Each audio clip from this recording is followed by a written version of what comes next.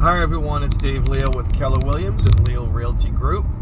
It's a casual Monday for me, rocking the sweatshirt, but I just got off the phone with my assistant, Mary Ellen, and she was saying that she had gotten a phone call that came through the office and someone had mentioned, holding off until interest rates come down, that kind of thing. So I wanted to give some feedback on interest rates and what I think the situation is and what I hear is going on and that kind of stuff. So, first of all, talking to a few lenders in different parts of the state, and our team does Mass, Connecticut, and Rhode Island, and most of the lenders we deal with also do those communities or those states. What I'm hearing, not a guarantee obviously, what I'm hearing is the lenders are expecting rates to actually come down a smidge. Just because the feds raise rates doesn't mean that automatically raises your mortgage interest rate. Now, there is a trickle-down effect, obviously, but it's not necessarily an automatic.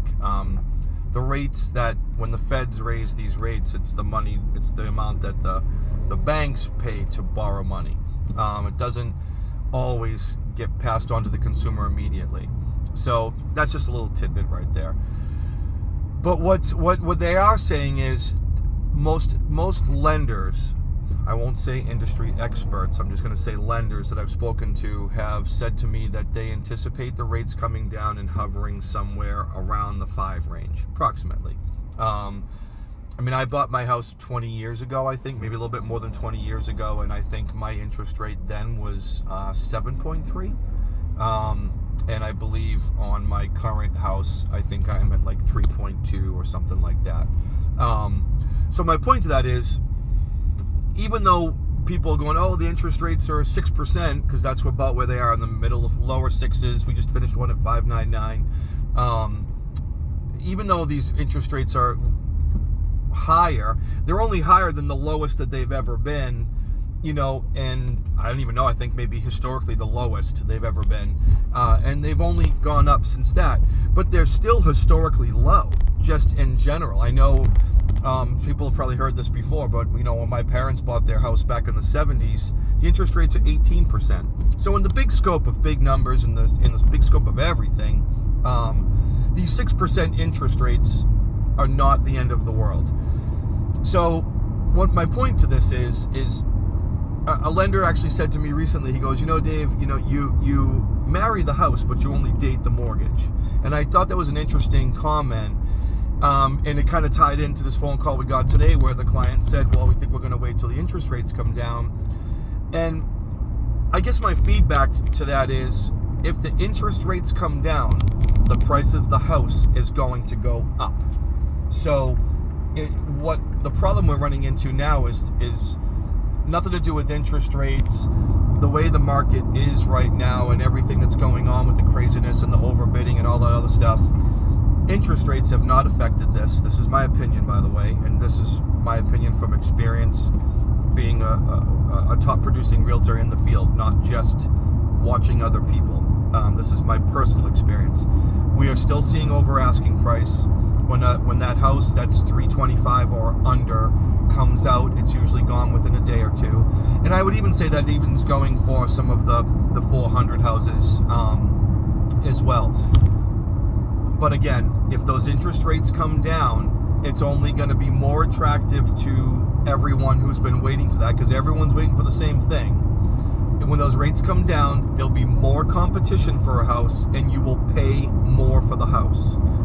My advice right now is purchase the house while you can, so to speak, because if the interest rates keep climbing, because that's also a fair possibility. If the interest rate keeps climbing, your pre-approval will go down. But again, you can purchase a house now. You can do it with in some cases minimal money down.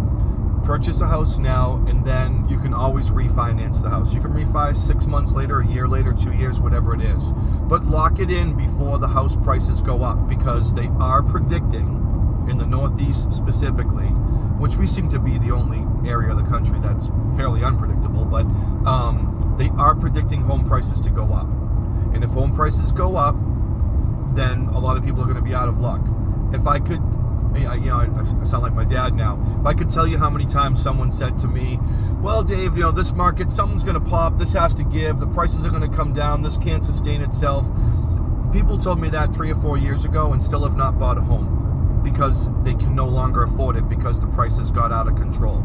They thought they were trying to outsmart the market then, but you can't outsmart the market.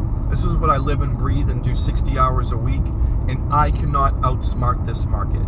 I know what to do and how to get things done, and I know how to make an offer attractive and all those things, but I don't care how smart you think you are, I guess you could say, and I mean that very respectfully, but you cannot outsmart this real estate market, and it is what it is.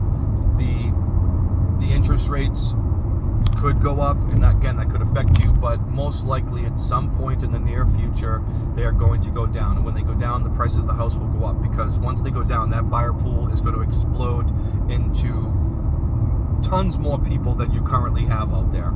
So my advice right now is, if you are qualified to purchase a home and it's something that you can do, I would absolutely consider making that jump, and then down the road at the appropriate time, you can refinance your home. Because the people who got in maybe a little bit before COVID, stuff like that, they did do well, but their prices increased, so their home values increased. So that we do see that is most likely what's going to happen. I do believe that home prices are going to continue to rise. They have not gone down. Some people are calling me saying, well, I'm seeing houses sitting on the market longer. I saw price reductions. To me, that's smoke and mirrors. I don't believe that that's actually what's going on. I think what you're seeing is the houses that were overpriced to begin with, those are the ones that are sitting there. And what I mean by that is, like, someone sees a house, they sell a house and it's $50,000. Let me make up a price. $400,000 house goes for $450,000. Well, the neighbor goes, oh, well, they got $450,000 for that. My house is much better. So they put theirs on for $450,000, or higher, maybe even $460,000. And then they're expecting $50,000 over that. And that's just not realistic. You still have to be within the fair market value, or what some of the current close, within the last 6 months, closed sales have shown us. And that's what we look back at to determine price. Realtors don't make up prices. We don't set the market. What we do is we interpret the market, and we try to explain to sellers what we expect, what we can anticipate, and how to make the situation more attractive. And there's a million strategies in there. But the point of the video is to give some feedback as to, should you buy now or you shouldn't buy now, and if you're basing it on interest rates, I think that's a poor decision to base it on rates. I personally, I'm on the prowl for another property, and I wouldn't hesitate to purchase something right now. I'll pay my 6%, because last I checked, if you're currently renting a home, last I checked, rent is 100% interest. So I'll take my 6% or my 7% over the 100%. And if you are not renting and you're fortunate enough to be saving money living at home, you're only saving money to pay over asking price in the future when the rates do come down. So that's my feedback as to what I believe is going on in the market with interest rates. That's my feedback as how I would approach it. There's a million strategies and conversations all within this one little video, but if anyone would like further information or just to blab about it, have coffee, blab, or talk on the phone and blab about this, I'd be more than glad to talk to everyone individually or as a group or whatever it is. Anyone can reach me at 508-223-7217. You can email me at daveleal@kw.com. Whatever is convenient, text message, whatever it is, I'd be more than glad to spend as much time as someone needs to understand that, and even just bounce ideas off each other. So with that, I appreciate everyone's attention. Hopefully this was informative, and we're going to start doing more videos like this. I think the next video, we're going to talk about appraisals and waiving things and stuff like that. So, and if you have any suggestions for topics that you would like me to discuss, and that can be in multiple states, whether you're a buyer or a seller, I'll be more than glad to accommodate that conversation as well. So stay tuned for more videos and keep checking it out, and any feedback would be appreciated. Thanks again. Hope to talk to everybody soon.